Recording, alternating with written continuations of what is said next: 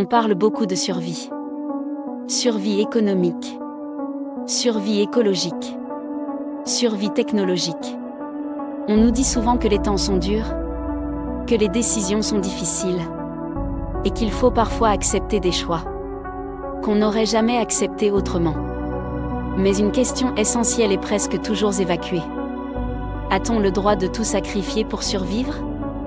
Le film Submersion commence par un monde en train de disparaître. La Terre est frappée par un déluge. Les villes sont englouties. Les repères s'effondrent.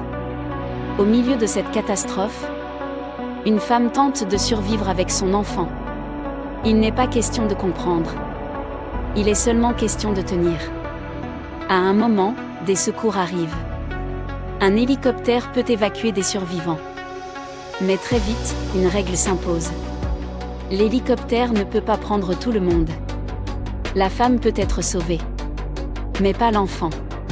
Ce choix n'est pas présenté comme une cruauté. Il est présenté comme une nécessité. Comme quelque chose de rationnel. Presque évident. La première fois, elle accepte. Elle monte seule dans l'hélicoptère. Elle survit. Et pourtant, le film ne continue pas normalement. Le monde ne repart pas. La scène recommence. Encore une fois, la femme se retrouve face au même choix. Encore une fois, la survie est proposée. Au prix de l'abandon de l'enfant. La situation se répète. Comme si le monde était bloqué. Comme si la réalité refusait d'avancer. Jusqu'au moment où quelque chose change. Cette fois, la femme refuse. Elle refuse d'être sauvée sans son enfant. Elle refuse cette forme de survie. Et c'est seulement à partir de ce refus que le film avance vers sa fin. Une fin étrange, où la femme et l'enfant se retrouvent ensemble, ailleurs, comme dans un monde nouveau. Submersion n'est pas un film catastrophe classique. Le déluge n'est pas le vrai sujet. Le vrai sujet, c'est le choix. Le film pose une question simple, mais radicale. Peut-on tout sacrifier pour survivre ? La répétition n'est pas un effet de style. Elle montre que tant que la solution consiste à survivre en sacrifiant ce qui donne sang à la vie, le monde ne peut pas continuer.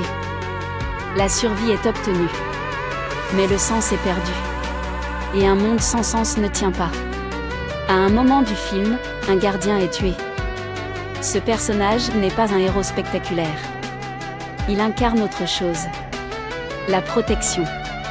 La fidélité. Le fait de maintenir une limite humaine. Quand tout s'effondre. Dans un monde obsédé par l'efficacité et la survie. Ce type de figure devient un obstacle. Et ce qui devient un obstacle est éliminé. Ce que montre Submersion n'est pas un futur imaginaire. Cette logique existe déjà dans nos sociétés.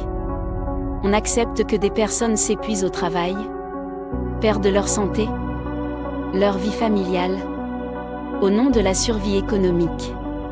On parle d'optimisation dans la santé, mais cela signifie parfois que certains soins ne sont plus accordés, parce qu'ils coûtent trop cher. On apprend très tôt aux enfants que leur valeur dépend de leur performance, de leur adaptabilité, de leur utilité future. Dans tous ces cas, le sacrifice n'est pas présenté comme un choix. Il est présenté comme une nécessité, comme quelque chose d'inévitable. L'intelligence artificielle ne crée pas cette logique. Elle l'amplifie. Si une société accepte déjà de sacrifier l'essentiel pour survivre, l'intelligence artificielle rendra ce sacrifice plus rapide, plus discret, plus efficace. La technologie ne crée pas l'éthique. Elle révèle ce que nous avons déjà accepté. Cette question n'est pourtant pas nouvelle. Elle apparaît déjà dans le récit du déluge de Noé. Là aussi, le monde est devenu inhabitable.